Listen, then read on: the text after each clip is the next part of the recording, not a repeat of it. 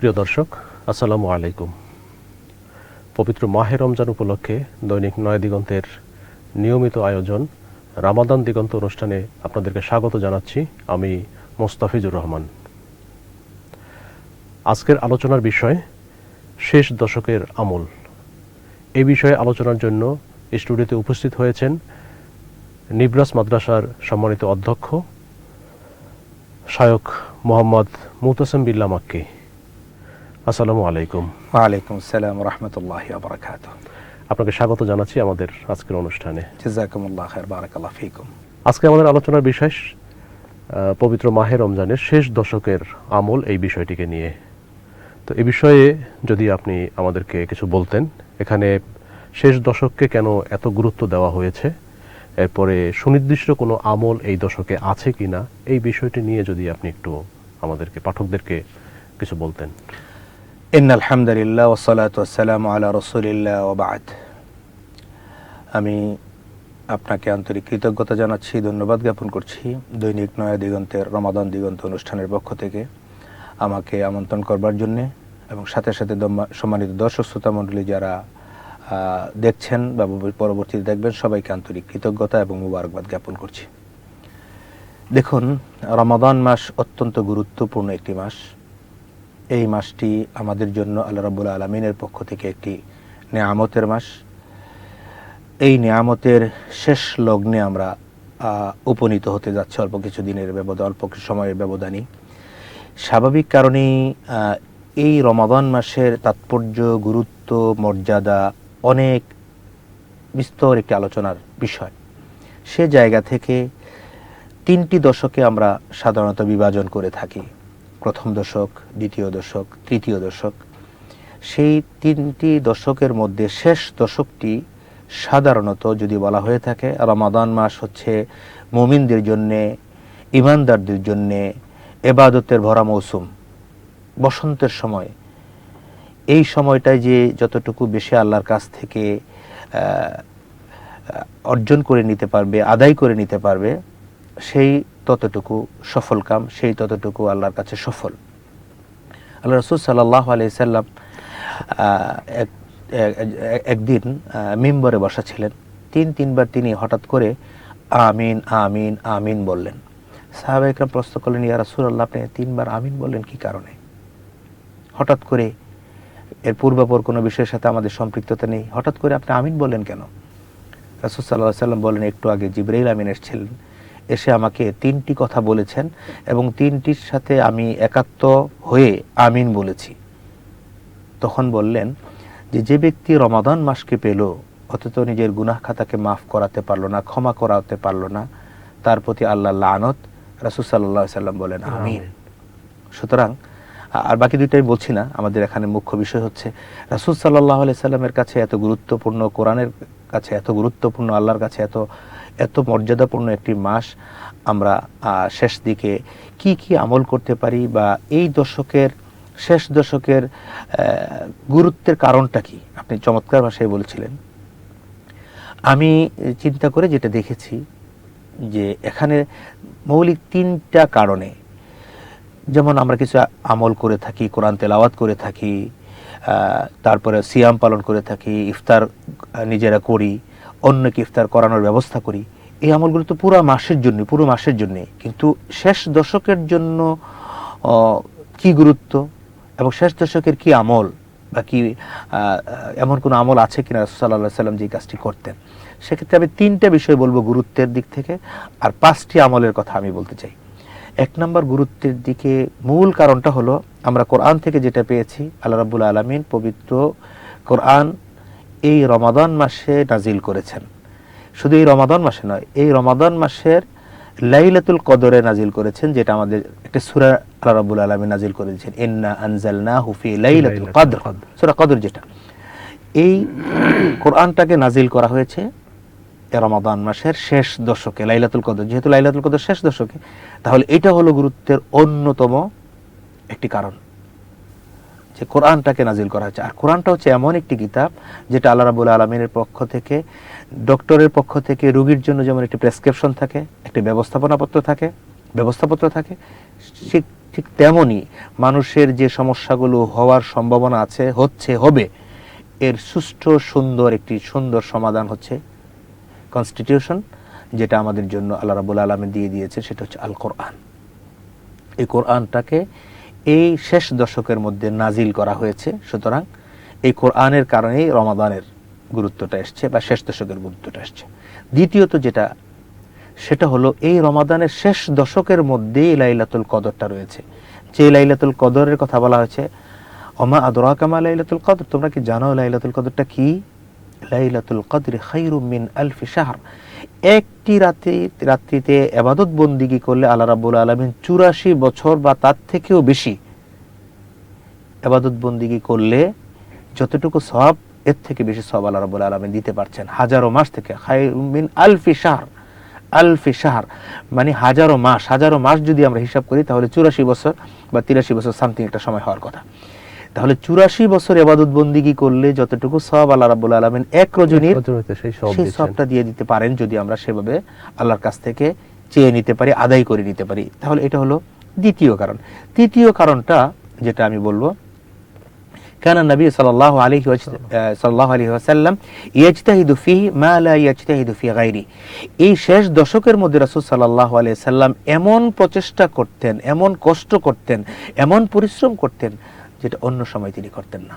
তার মানে এটা রাসূল সাল্লাল্লাহু আলাইহি ওয়াসাল্লাম যেহেতু করতেন, সেটা আমাদের কাছে এটা বেশ গুরুত্বের দাবি রাখে। এই তিনটা কারণকে বলে আপনি চমৎকারভাবে বলছিলেন যে এই শেষ দশকের জন্য কি নির্ধারিত কোনো আমল আছে, নির্ধারিত কোনো কাজ আছে যেটা আমরা করতে পারবো? আমরা আল্লাহ রাসূলের হাদিস থেকে 3টা হাদিসকে এখানে আনবো, 3টা হাদিস থেকে 5টি আমল বের করার চেষ্টা করবো ইনশাআল্লাহ। একটি বিষয় হলো, একটি হাদিসের মধ্যে রাসূল বলছেন, কানা নবী সাল্লাল্লাহু আলাইহি ওয়াসাল্লাম ইযা দাখালা আল-আশর আল-আওয়াখির মিন রমাদান শাদ্দা মিযরাহু ওয়া আইকাযা আহলাহু ও আহিয়া লাইলাহু। রাসূল সাল্লাল্লাহু আলাইহি ওয়াসাল্লাম যখন রমজানের শেষ দশকটা আসতেন, শেষ দশকে প্রবেশ করতেন, তখন তিনি নিজে সারা রাত জাগ্রত থাকতেন, ঘুমাতেন না, টোটালি ঘুমাতেন না, দিনের বেলা ঘুমাতেন। মানে রাত থেকে শুরু করে সূর্যাস্তের পর থেকে সূর্যোদয় পর্যন্ত এই সময়টা তিনি একেবারে জাগ্রত থাকতেন। তাহলে আমরা একটা ইবাদত এখান থেকে বের করতে পারি যে এটা জাগ্রত থাকতে। এখন জাগ্রত থেকে মার্কেট করার জন্য, গল্পগুজব করার জন্য না, সেখানে আমি সালাতুত তাহাজ্জুদ আদায় করতে পারি, সেখানে কোরআন তেলাওয়াত করতে পারি, জিকির আজগার করতে পারি, আল্লাহর কাছে ক্ষমা চাইতে পারি, দোয়া করতে পারি, মাগফিরাত কামনা করতে পারি, অসংখ্য কাজ করতে পারি, কিন্তু সেটা জাগ্রত থেকে আমাদেরকে করা চাই। দ্বিতীয়ত যে আমলটা, ওয়াইকাযা আহলাহু, তার পরিবার পরিজনদেরকে তিনি ডেকে উঠাতেন, এই তোমরা ওঠো, চলো নামাজ পড়ি, তেলাওয়াত করি, কোরআনের দার্স করি, কোরআনকে বুঝবার চেষ্টা করি, অনুধাবন করার চেষ্টা করি। ফ্যামিলির সদস্যদেরকে তিনি ডেকে উঠাতেন। সেই কাজটাও আমরা এই সময়টাই করতে পারি। এখন যদি মনে করি যে ঠিক আছে, আমি পুরো রাত্রে গিয়ে মসজিদে বসে থাকবো, আমার পরিবারের পরিজন নিশ্চিন্তে নির্বিঘ্নে ঘুমাক, সেটা না হয়ে পরিবারের সদস্যদেরকে নিয়ে আমরা সকলে মিলে এই রাত্রিকে পাবার জন্য, শেষ দশকটাকে পাবার জন্য আমরা চেষ্টা করতে পারি। শেষ দশকে এখানে আরেকটি বিষয় আমি একটু প্রাসঙ্গিক বলে রাখতে চাই। শেষ দশকের কথা বলা হয়েছে, কিন্তু সুনির্দিষ্ট রাত বলা হয়নি। আমরা কিন্তু শেষ দশক মানে শেষ 10টি রাত্রি বা 9টি রাত্রি হয়। 29 রোজা হয়ে থাকলে স্বাভাবিক কারণ 29টি, তখন 9টি হবে। আর যদি 30 হয়ে থাকে তাহলে স্বাভাবিক কারণ 10 দিন হবে। এই 10 দিন একদিনও কিন্তু আল্লাহ রাব্বুল আলামিন, আল্লাহ সাল্লাল্লাহু আলাইহি সাল্লাম ঘুমোতে ঘুমাননি। আর আমরা শুধু সেখানে হয়তো 27 তারিখে অথবা সর্বোচ্চ করলে বেজর রাত্রিগুলোকে আমরা পরিপালন করার চেষ্টা করি। আল্লাহ সাল্লাল্লাহু আলাইহি সাল্লাম পুরো রাত্রিটাকেই, পুরো 10টি রাতকেই সেভাবে সমানভাবে কাজে লাগিয়েছেন। এরপরে যেটা হচ্ছে শাদ্দা মিযরাহু, তিনি মানে নিজের কোমরটাকে শক্ত করে বেঁধে ইবাদত বন্দিগিতে নামতেন। একটু উদাহরণ এভাবে দিতে চাই, যেমন আমরা যদি কেউ, আমাদের বাংলাদেশের প্রচলনে যদি কেউ গাছে উঠতে চায়, তো স্বাভাবিক কারণে একটা গামছা দিয়ে সুন্দর করে একটু শক্ত করে আটি বেঁধে তারপরে সামনের দিকে উঠতে চায়, গাছে উঠতে চায়। অথবা যদি ক্ষেত খামারে যারা কাজ করছে সেক্ষেত্রেও আমরা লক্ষ্য করি, সেই জায়গায় তিনি আগে থেকেই প্রিপারেশন, ইয়াজতাহিদু ফিহি মা লা ইয়াজতাহিদু ফি গায়রি, এতটুকু প্রচেষ্টা করতেন, অন্য সময় তাকে এত প্রচেষ্টা করতে কখনোই দেখা যায়নি। এটা আল্লাহর এখানে সাহায্য। আসলে গিট দেওয়ার মানে হচ্ছে যে ওই যে শক্ত করে রশির মতো বেঁধে দেওয়াটা না, এটা না, আসলে প্রস্তুতি না, নেওয়া, এখানে হচ্ছে প্রাণান্তকর প্রচেষ্টা প্রাণান্তকর চালানো, এটা প্রচেষ্টা সর্বোচ্চ চালানো। প্রচেষ্টা। এর ব্যাখ্যায় দুইটা কথা বলা হয়েছে। একটি কথা বলা হয়েছে যে প্রচেষ্টা চালাবেন তিনি, সর্বাত্মক প্রচেষ্টা চালাবেন। আরেকটি কথা বলা হয়েছে বিভিন্ন মুফাসসির কিরাম বা হাদিসের ব্যাখ্যা যেভাবে এসেছে, সেটা হলো রাসূল সাল্লাল্লাহু আলাইহি সাল্লাম এই দশকে স্ত্রীদের কাছে যেতেন না বা স্ত্রী সহবাসে যেতেন না।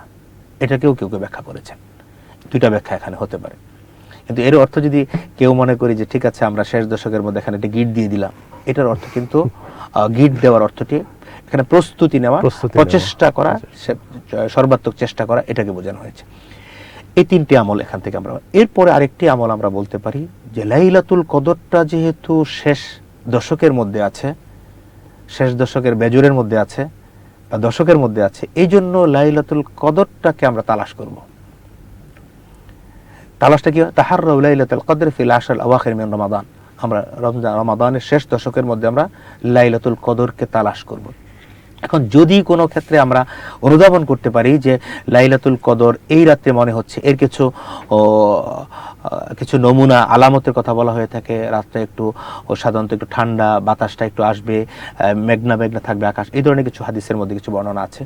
যদি আমরা অনুধাবন করতে পারি বা আমার মনে সায় দিয়ে থাকছে যে এই রাতটি হতে পারে, তখন এই রাতে আল্লাহ রাসূল সাল্লাল্লাহু আলাইহি ওয়াসাল্লাম আয়েশা রাদিয়াল্লাহু তাআলা থেকে বর্ণিত যে হাদিসটি আছে, একটা দোয়া খুব বেশি করে পড়তেন, আল্লাহুম্মা ইন্নাকা আফুউন তুহিব্বুল আফওয়া ফাআফু আন্নী। আল্লাহুম্মা ইন্নাকা আফুউন, হে আল্লাহ রাব্বুল আলামিন আপনি আমাকে ক্ষমা করে দেন। তুহিব্বুল আফা, আপনি তো ক্ষমাকে পছন্দ করেন। ফাআফু আন্নী, সুতরাং আমাকে ক্ষমা করে দেন। আপনি ক্ষমাশীল, ক্ষমাকে পছন্দ করেন, আমাকে ক্ষমা করে দিন। সুতরাং এই দোয়াটা বেশি বেশি করে পড়বার চেষ্টা করব, যেটা আয়েশা রাদিয়াল্লাহু তাআলা আনহা থেকে আমরা রাসূলের বর্ণনা পেয়ে, রাসূলের কাছ থেকে পেয়েছি। এই লাইলাতুল কদরটাকে তালাশ করবার সামগ্রিক প্রস্তুতি আমাদেরকে চেষ্টা করা দরকার এই শেষ দশকের মধ্যে। এই শেষ দশকের মধ্যে আছে সেটা মোটামুটি সুনিশ্চিত, কিন্তু কোন রজনীতে আছে সেটার ক্ষেত্রে আল্লাহ রাসূলকে বলিয়ে দেওয়া হয়েছে, বা আমরা বলে থাকি বেজর, যে কোনো বেজর রাতে। বা এই জন্য শেষ 10টা রাতকে যদি আমরা ইবাদত বন্দেগীতে কাটাতে পারি, তাহলে ইনশাআল্লাহ ধারণা করতে পারি যে আমরা 84 বছর ইবাদতের যে মর্যাদা সেটা আমরা পেতে পারি। আরেকটি ইবাদত এখানে আছে, সেটা হচ্ছে শেষ দশকের জন্য যদি আমাদের সামর্থ্য থেকে থাকে, সুযোগ থেকে থাকে, আমাদের অফিস ম্যানেজ করে যদি আমরা সুযোগ থেকে থাকে, সেক্ষেত্রে আমরা ইতিকাফের সুযোগটা নিতে পারি। রাসূল সাল্লাল্লাহু আলাইহি ওয়াসাল্লাম মৃত্যুর আগ পর্যন্ত কখনোই রমাদান মাসের শেষ দশকে ইতিকাফকে বাদ দেন নাই। ইয়াতাকিফুল আশর আল আওয়াখির মিন রমাদান হাত্তা তাওয়াফাহু নবী সাল্লাল্লাহু, রাসূল সাল্লাল্লাহু আলাইহি সাল্লাম যতক্ষণ পর্যন্ত ইন্তেকাল করেছেন ততক্ষণ পর্যন্ত তিনি শেষ দশকে ইতিকাফটা করেছেন। ইতিকাফ একটি বিস্তর বিষয়, অন্য কোনো সময় অন্য কোনো পর্বে যদি সুযোগ হয় সেটা নিয়ে আমরা কথা বলবার সুযোগ পাবো ইনশাআল্লাহ। মসজিদে নিজেকে আবদ্ধ করা, যদি আমরা মহিলা হয়ে থাকি সেটা নামাজের স্থানে একটি জায়গা আবদ্ধ করে রাখা, দুনিয়া কাজ থেকে নিজেকে একেবারে বিচ্ছিন্ন করে একমাত্র আল্লাহর উদ্দেশ্যে নিজেকে সাপোর্ট করে আল্লাহর সাথে সম্পর্ক তৈরি করা। মহিলাদের জন্য তো মসজিদে ইতিকাফের প্রয়োজন নেই না, মহিলাদের জন্য মসজিদে ইতিকাফের, তবে যদি মসজিদে জায়গা থাকে, মহিলাদের বাংলাদেশের প্রেক্ষাপটে মহিলাদের জন্য আলাদা মসজিদের ব্যবস্থাপনা সেভাবে সুযোগটা হয়ে ওঠে না। এই জন্য যেখানে একটি জায়গা, একটি রুমকে বরাদ্দ করে না, যেখানে নামাজ পড়া হয়, সেখানে সাধারণত অন্য মানুষের সমাগম হবে না, একটি জায়গায় নিজেকে দুনিয়া থেকে, মোট কথা হচ্ছে দুনিয়া থেকে নিজেকে বিচ্ছিন্ন করে আল্লাহর সন্তুষ্টি অর্জনের জন্য দুনিয়া থেকে বিচ্ছিন্ন করে আল্লাহর মগ্ন থাকার। এটা তো নিজের ঘরেও করতে পারে, নিজের ঘরেই করতে পারে, মহিলারা নিজের ঘরে করে, কিন্তু পুরুষদের জন্য সেটা মসজিদে করতে হবে। সেটা পাঞ্জেগানা মসজিদে হতে পারে, জামে মসজিদে হতে পারে, যে কোনো মসজিদে হতে পারে। এবং এটা ইতিকাফটা মনে হয় যে একেবারে করতেই হবে, একটা মসজিদে অবশ্যই করতে হবে, পুরো সমাজের মধ্যে সব, মানে অন্তত একজন হলেও ওই সমাজের মধ্যে। এটা সুন্নাতে মুআক্কাদা। যদি একটি সমাজের মধ্যে, একটি মহল্লার মধ্যে, একটি গ্রামের মধ্যে একজনও যদি আদায় করে সবার পক্ষ থেকে আদায় হয়ে যাবে, কিন্তু একজনও যদি আদায় না করেন তাহলে সবাই গুনাহগার হবে। মোটামুটি মোটা দাগে যদি আমরা শেষ দশকের আমলটা, 5টি আমলের কথা বলতে পারি। একটি আমল হলো যে নিজে জাগ্রত থাকবো পুরো রাত। জাগ্রত থাকবো মানে বাজার করার জন্য নয়, খেলাধুলা করবার জন্য নয়, অথবা স্যাটেলাইটে আমরা খেলা দেখবো এই জন্য নয়, ইবাদত বন্দেগীর জন্য। সেটা কোরআন তেলাওয়াত করবো, অন্যান্য কাজগুলো আমরা করবো, ইবাদত বন্দেগী করবো। দ্বিতীয় হলো পরিবারকে সেখানে জাগ্রত করাবো। তৃতীয় হলো প্রচেষ্টা চালাবো সর্বাত্মক, যাতে করে লাইলাতুল কদরটা আমরা পেতে পারি। এবং লাইলাতুল কদরটাকে তালাশ করতে হবে, সুযোগ থাকলে ইতিকাফ করা। এই 5টি মৌলিক ইবাদত যদি আমরা করতে পারি, আরও কিছু ইবাদত থাকে কিন্তু মৌলিক মোটা দাগে যদি বলি, এই 5টি ইবাদত যদি আমরা করতে পারি, আল্লাহ রাব্বুল আলামিনের কাছে আমরা আশা করতে পারি যে লাইলাতুল কদর বা রমাদানের শেষ দশকের যে ফাদাইল, ফজিলত, মর্যাদা, সেটা আমরা হাসিল করতে পারবো ইনশাআল্লাহ। ইনশাআল্লাহ। ধন্যবাদ মুহতারাম আপনাকে এ পর্যন্ত আমাদেরকে সময় দেওয়ার জন্য। জাযাকুমুল্লাহ খাইর, বারাকাল্লাহু ফীকুম। প্রিয় দর্শক, আজ এ পর্যন্তই। আগামী পর্বে আবার দেখা হবে অন্য কোনো বিষয় নিয়ে। সে পর্যন্ত সবাই ভালো থাকুন, সুস্থ থাকুন। আল্লাহ হাফিজ। আসসালামু আলাইকুম।